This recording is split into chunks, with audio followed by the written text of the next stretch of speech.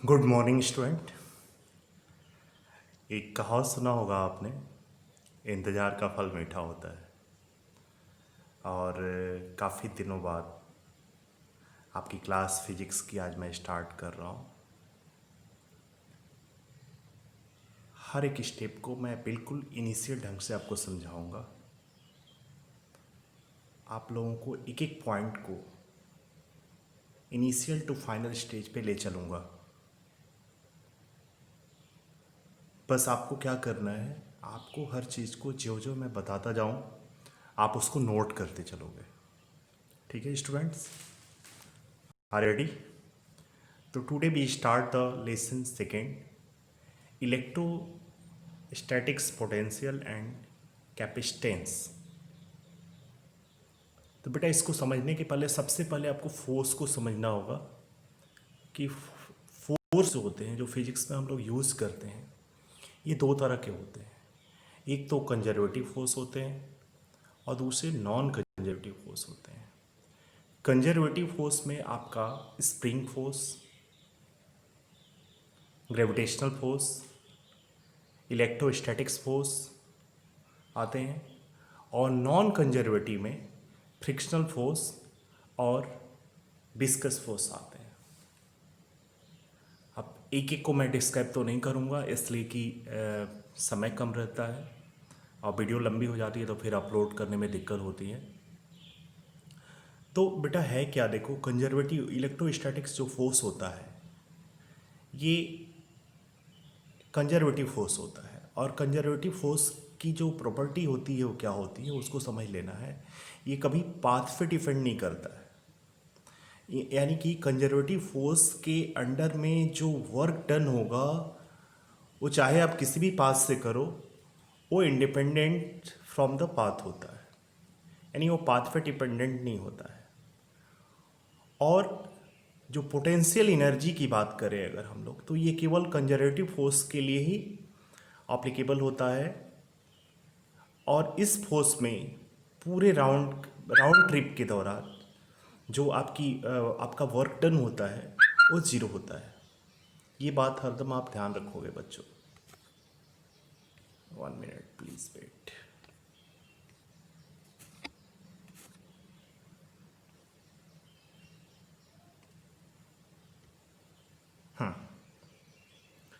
तो अब इसके बाद क्या करना है आपको, समझिएगा इसको।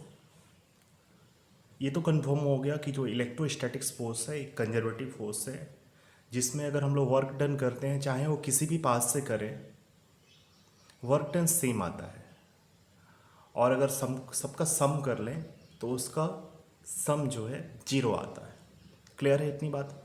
क्या क्या आपको याद हो गया कि फोर्स दो तरह के हैं, कंजर्वेटिव एंड नॉन कंजर्वेटिव।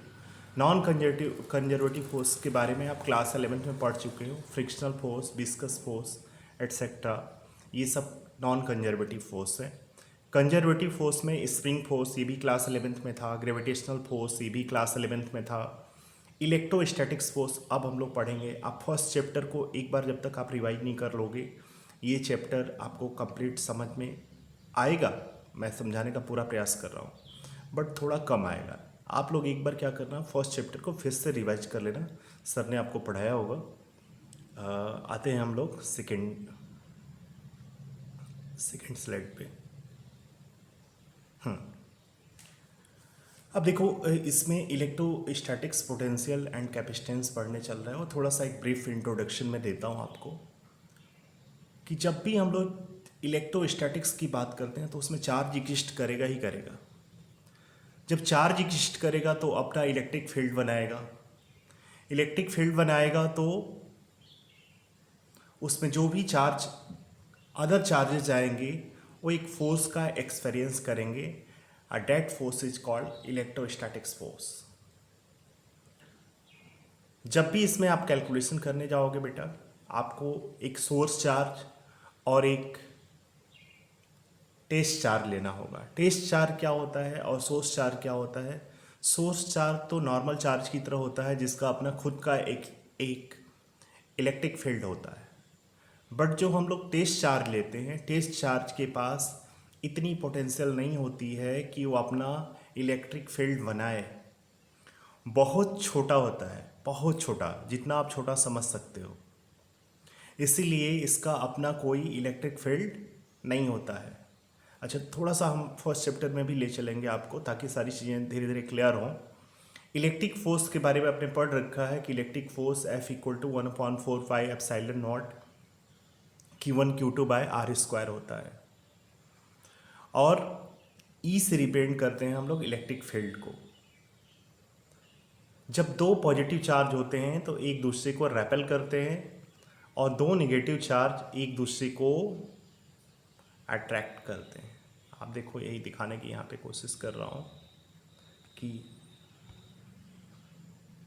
यहाँ पे आप देखोगे दो पॉइंट जो मैंने बनाया है कि ये रेपेल कर रहे हैं, दोनों पॉजिटिव हैं। सबसे लास्ट में नीचे आप देखिए, ये दोनों रेपेल कर रहे हैं, और एक अगर पॉजिटिव और एक निगेटिव है तो ये एक दूसरे को अट्रैक्ट करेंगे। नेक्स्ट स्लाइड की तरफ बढ़ते हैं। यहाँ पे मैंने थोड़ा सा कंपेयर करने का प्रयास किया है। अगर आप देखोगे, ये सारी चीज़ें आप पढ़ चुके हो चैप्टर फर्स्ट में। ये इलेक्ट्रिक फोर्स जो होता है डायरेक्टली प्रोपोर्शनल होता है product of their charges and inversely proportional to square between them. So you can write F is directly proportional to Q1 Q2/r²। And in case of gravitational force F is directly proportional to product of their masses. अब अगर दो body है तो दोनों body का जो मास है m1 m2 है, तो फोर्स जो होता है डायरेक्टली प्रोपोर्शनल होता है दोनों के मास के प्रोडक्ट के, और इनवर्सली प्रोपोर्शनल होता है square between them.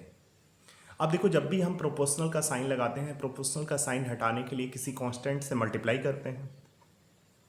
Electric force की कंडीशन में मैंने यहाँ पे K से मल्टीप्लाई किया, आप देख सकते हो, और ग्रेविटेशनल फोर्स की कंडीशन में कैपिटल G से मल्टीप्लाई करते हैं।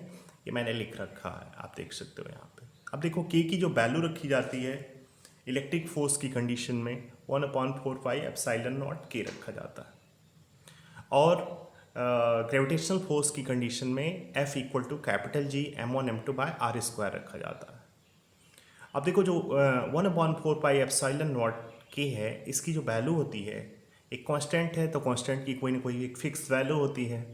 तो कैलकुलेशन से क्लियर है कि इसकी जो वैल्यू आती है 9 × 10⁻⁹ न्यूटन मीटर स्क्वायर पर कूलम स्क्वायर होती है, और जो कैपिटल G की वैल्यू होती है 6.67 × 10⁻11 न्यूटन मीटर स्क्वायर पर kg स्क्वायर होता है।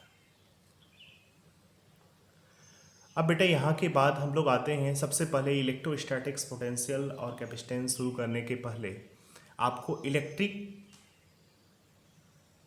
पोटेंशियल एनर्जी क्या होती है उसके बारे में बताता हूँ। देखो, यहाँ पे आप देखो ध्यान से थोड़ा इसको। यहाँ पे एक हमने सोर्स चार्ज लिया है। सोर्स चार्ज जो होता है एक अपना इलेक्ट्रिक फील्ड क्रिएट करता है, और यहाँ पे एक पॉइंट है P जो इलेक्ट्रिक फील्ड के अंदर है। ये जो हमने सोर्स चार्ज लिया है, इसका जो अपना खुद का इलेक्ट्रिक फील्ड है उसके अंदर एक पॉइंट है P, और एक चार्ज है जो इनफाइनाइट पे, देखो आप, एक चार्ज इनफाइनाइट पे है। तो इनफाइनाइट पे है ये जो चार्ज है, टेस्ट चार्ज हम लोग लेते हैं, एक एजम्पशन है। इसलिए ऐसा करते हैं क्योंकि अगर हम लोग दूसरा कोई चार्ज लेंगे तो वो भी अपना एक इलेक्ट्रिक फील्ड क्रिएट कर लेगा, तो उसमें जो अट्रैक्शन और रिपल्सन होगा वो बहुत स्ट्रॉन्ग होने लगेगा। इसलिए यहाँ पे जो कॉन्सेप्ट लिया जाता है टेस्ट चार्ज का लिया जाता है, जिसका अपना कोई फील्ड नहीं होता है, ये इनफाइनाइट पे है। अब देखो, बात हुई कि भाई इस टेस्ट चार्ज को इस पॉइंट P यानी कि इलेक्ट्रिक फील्ड के अंदर लाना है, तो इसके लिए एक एक्सटर्नल एजेंसी से बात की गई कि भाई तुम उसको क्या करोगे, उसको अंदर ले आओगे। अब देखो भाई, ध्यान देना है, इसलिए ध्यान देना है कि आपको पता होगा कि जो इलेक्ट्रिक फील्ड है उसमें कोई भी चार्ज आएगा तो फोर्स का एक्सपीरियंस करेगा। तो दोनों पॉजिटिव हैं, जो आपका Q0 है यानी कि टेस्ट चार्ज है वो भी पॉजिटिव है, तो उसके अपोजिट लाना पड़ेगा तो वर्क डन होगा। तो वर्क डन जो होगा वो एक्सटर्नल एजेंट के थ्रू होगा। लेकिन ये भी है, इसमें ध्यान रखना है कि जब वो वहाँ से आएगा, जब ला के रखेगा तो डायरेक्ट नहीं रखेगा, बल्कि जो उसकी स्पीड होगी, वेलोसिटी बिल्कुल कांस्टेंट होगी।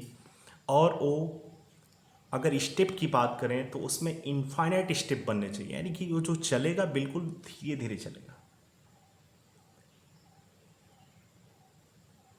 तो यहाँ से स्पीड जो है बहुत स्लो है, ये ध्यान में रखना है। अब होता क्या है potential energy, electrostatic potential energy required to bring the object from infinite to point P under electrostatics field. तो आप देखो, जो भी ये इलेक्ट्रोस्टैटिक्स फील्ड प्रिपेयर कर रहा है, इसी में पॉइंट पी है। इस टेस्ट चार्ज को हम लोग उठा करके यहाँ पे ला रहे हैं इस पॉइंट पे। तो इलेक्ट्रोस्टैटिक्स फील्ड जो है उसके अंदर ला रहे हैं। तो अंदर ला रहे हैं तो जो वर्क डन होगा इस एक्सटर्नल एजेंट के द्वारा, वो इस तरह से होगा कि स्पीड बिल्कुल स्लो रहेगी। तो इसमें जो एनर्जी की रिक्वायरमेंट होती है, that energy is called electrostatic potential energy. क्योंकि बिना पोटेंशियल के तो कोई वर्क होता नहीं। आपने सुना होगा कि इस व्यक्ति के पास काफ़ी पोटेंशियल है। तो पोटेंशियल मीन्स क्या होता है, एक क्षमता होती है, एक वर्क करने की क्षमता। और ये हरदम ध्यान रखना है कि जब भी इलेक्ट्रिक पोटेंशियल की बात करेगा तो उसमें वर्क होगा ही होगा, उसमें एनर्जी होगी ही होगी। चलिए नेक्स्ट स्लाइड की तरफ बढ़ते हैं। इसके बाद है बेटा इलेक्ट्रिक फील्ड। इलेक्ट्रिक फील्ड क्या होता है? इलेक्ट्रिक फील्ड अभी हम लोग पीछे भी बात कर चुके हैं कि भाई चार्ज होगा तो अपना इलेक्ट्रिक फील्ड क्रिएट करेगा। इलेक्ट्रिक फील्ड कैसे क्रिएट होता है ये आप लोग फर्स्ट चैप्टर में ही आप लोग पढ़ चुके हो। जब भी इसकी बात करेंगे हम लोग टेस्ट चार्ज को लेंगे ही लेंगे। तो देखो आप, इलेक्ट्रिक फील्ड जो होता है एफ अपॉन क्यू नॉट के इक्वल होता है। क्यू नॉट क्या होता है आपका? क्यू नॉट जो होता है ये एक टेस्ट चार्ज होता है जिसका अपना कोई इलेक्ट्रिक फील्ड नहीं होता है, ये एक एजम्पशन है। और जो वर्क डन होगा बेटा, वर्क डन आपको पता है कि F equal to F dot D होता है, और यही वर्क डन आपका पोटेंशियल एनर्जी होता है। ये हरदम ध्यान रखना है। अब motion of unit charge in electric field, ये देखो, ये समझना है आप लोगों को।